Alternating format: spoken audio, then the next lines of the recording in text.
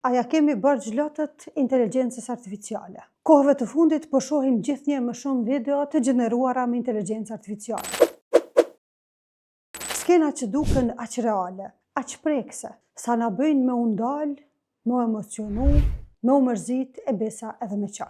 Në momentin kur i hapim rrjetet sociale, na shfaqen dy fëmijë të vegjël pranë një varri. Fëmijë që luten për nanën e tyre. Fëmijë që i ngrisin duart edhe thojnë: "Oj nan, çka kemi me ba na pa ty?" Diçka që është e pamundur mos më të kriju emocion. Sa po të kalon kjo skenë, shfaqet diçka tjetër. Një burr në spital me fëmijë të vegjël duke u përkujdesur për gruan e tij të sëmurë. Fëmijë që qajnë e mërziten prapë për nënën e tyre. Këto janë histori që po bëhen video nga inteligjenca artificiale prej njerëzve të papërgjetshëm, histori që na prekin thellë në zemrat tona. Edhe pse nuk janë ngjarje reale, edhe pse janë video të gjeneruara, prapë njerëzit nuk arrin me kuptu.